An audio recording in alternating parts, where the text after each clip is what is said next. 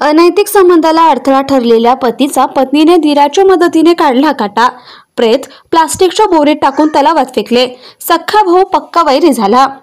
बदनापूर तालुक्यातील सोमठाणा येथे एक धक्कादायक घटना घडली आहे. भावाच्या पत्नीसोबत असलेल्या प्रेमसंबंधाला अडथळा ठरू नये म्हणून सख्खा भाऊ पक्का वैरी झाला.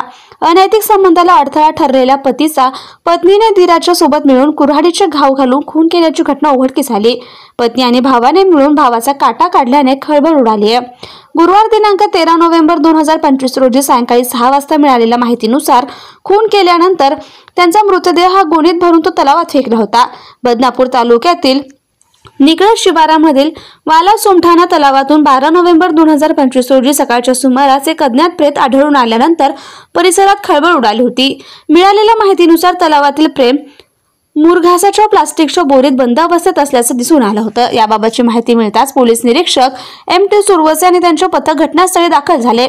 स्थानिकांच्या मदतीनं प्रेत बाहेर काढून ओळख पटवली असता ते सोमठाणा येथील परमेश्वर राम तायडे वय 30 यांचं असल्याचं समोर आलं. प्राथमिक तपासात हा खून असून प्रेत पुरावा नष्ट करण्यासाठी बोरीत टाकून दगड बांधून तलावात फेकल्याचं स्पष्ट झालं. या संदर्भात मयताचे वडील रामनाथा तायडे यांनी दिलेल्या तक्रारीवरून बदनापूर पोलीस ठाण्यात खुनाचा गुन्हा दाखल करण्यात आला.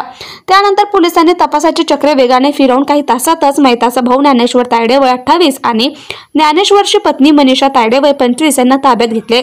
चौकशीत दोघांनीही गुन्ह्याची कबुली दिली.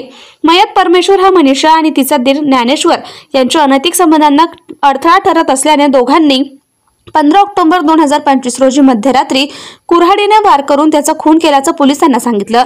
नंतर पुरावे नष्ट करण्यासाठी प्रेत प्लास्टिकच्या बोरीत टाकून तोंड दोरीने बांधल्याने तलावात फेकून दिले. ही कारवाई पोलीस अधीक्षक अजय कुमार बन्सल, अप्पर पोलीस अधीक्षक आयुष नोपानी आणि उपविभागीय अधिकारी अनंत कुलकर्णी यांच्या मार्गदर्शनाखाली करण्यात आली. तपासाचे काम पोलीस निरीक्षक MT सुरवसे यांच्या नेतृत्वाखाली सहाय्यक पोलीस निरीक्षक अविनाश राठोड, पोलीस उपनिरीक्षक Santosh Kuklare, police head constable Ismail Shaikh, police constable Abdul Bari, महिला पोलीस कॉन्स्टेबल प्रीती जाधव, गोपाळ बारवाल आणि चालक राम सानप यांनी केली आहे.